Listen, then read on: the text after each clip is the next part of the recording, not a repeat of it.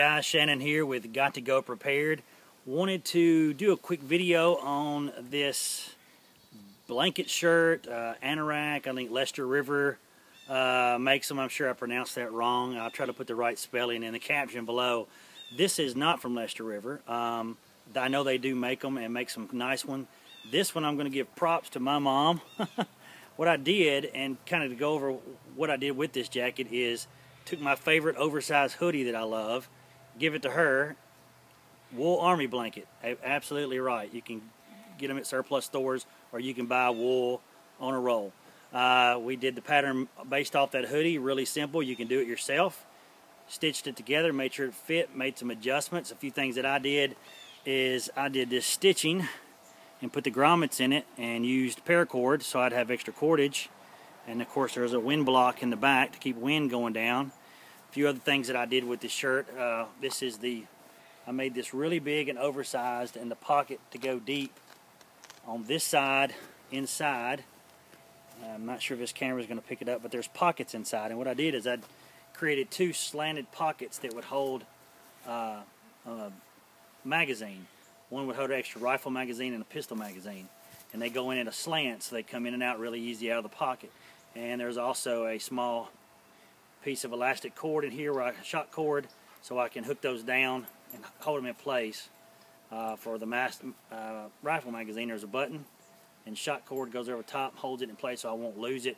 And then on this other side, there's a place to hook a set of keys, which a little ring sewed in here, if you can see that. If I can hook my keys on or what have you. And another little small pocket with a flap where I can put my cell phone. And there's where I can get to it easily. And also plenty of room if I needed to drop some gear that I'm working with around camp. Also, if you can see, I made it extra long, so it keeps me warm. And I have a large belt too. What I would do with this is put the belt around and then keep my knife on the outside, or if you want your pistol on the outside as well too, I'd keep those on the outside where I could get to them. I left the sleeves a little long and then rolled them up to where if I wanted to unroll them and keep my hands warm in the cold, I could. And then the hood, of course, I made it very large, very oversized to really keep the wind off of me. And a little something extra I did with this one is on the inside, this folds out, and I had stitched Velcro, and in the back, you can see back here, I stitched the other half of the Velcro way in the back. So now I can drawstring this down and pull this hood down, and it will keep the wind out of my face and keep me extra warm in here. And then of course this easily unvelcros and folds away. And then and for all the Star Wars fans out here, it's kind of a Jedi hood. It's so big, but it really keeps the air out as well too. And of course you can make this whatever way you want to. I mean, I think I got $25 in this blanket, paracord I had around the house, and these little stoppers I had around the house. Grommets for when I do some Kydex stuff. I already had that stuff around, so a few bucks for that kind of stuff. I already have several of these blankets, and then just the stitching, cut your pattern out of the hoodie you have. These are great. I wouldn't wear this in public anywhere, and it's just not the prettiest thing, but for the woods, this thing is great. Right now all I have under here is a thermal and a t-shirt, and it's kind of brisky and cool out today. I think we're about upper 50s.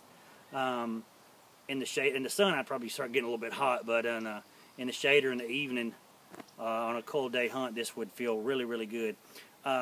Wool is excellent. It retains 80% of its being able to keep you warm even when it's soaking wet, and it dries really quick. Wool is just an amazing. There's all the new fangled types of fabric out there.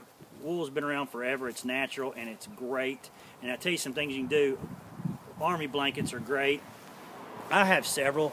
I keep this one right here is a Navy Army blanket. So if you're near where you're near the coast and there's Navy surpluses around, you might find these white Navy blankets. Now this one is, there was two of these, and my grandfather's from World War II when he was in the Navy, and I have one and my brother has one, and I never cut this one up because it was his, but I keep this as an extra blanket because it's super, super warm. I also have another green one I keep in my vehicle. If you've seen the previous bug out vehicle thing I did, I keep another blanket back there. And the other thing you can do to get wool, those are at surplus stores and you can find them, and if you look around, you'd be surprised if you keep your eyes open for wool where you'll find it.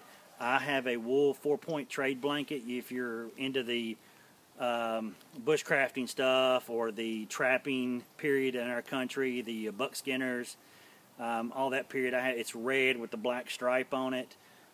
They commonly made coats out of those back then, so it's just not a new thing. It's been around since 1700s. But you can find wool lots of places. I found that one as a cover over in an old antique store. They were using it to cover up some furniture, and I asked them if I could buy the blanket, and they go, "What's this old blanket we're covering stuff up with?" They didn't know it was a 4-point trade blanket they had, and I think I picked it up for about 10 bucks.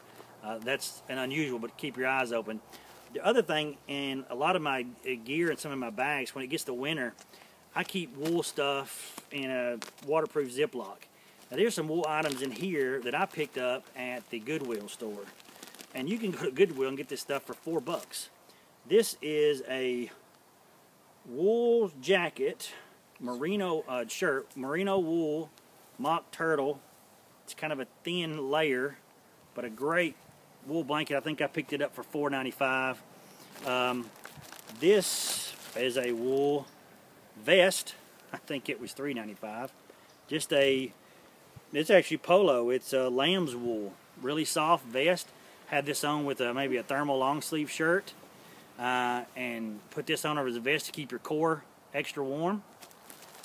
And this is a pair of wool mittens, fingerless mittens that I picked up somewhere. They go to mittens and you slip them off to have gloves.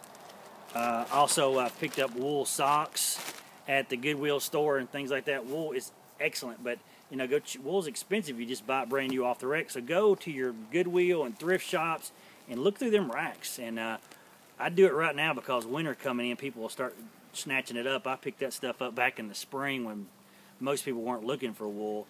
But I've got several of those little lightweight wool shirts. And when you're in the winter, you want to layer because as the day comes on, the sun gets higher, it gets a little hotter, and you want to be able to tear down and take some layers off so you don't start sweating, because you know the rule, if you sweat, you die in the winter. So you want to strip it off.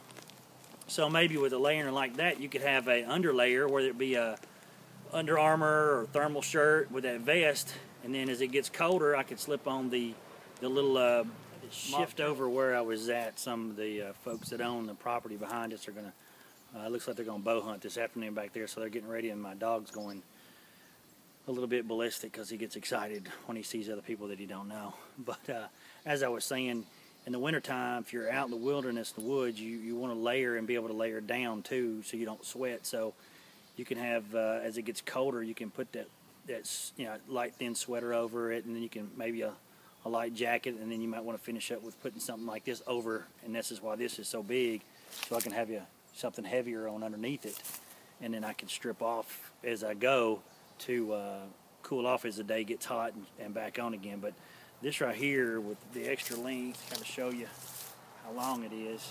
It's just the top of my knees, and I'm about 6'1", and you can see the back.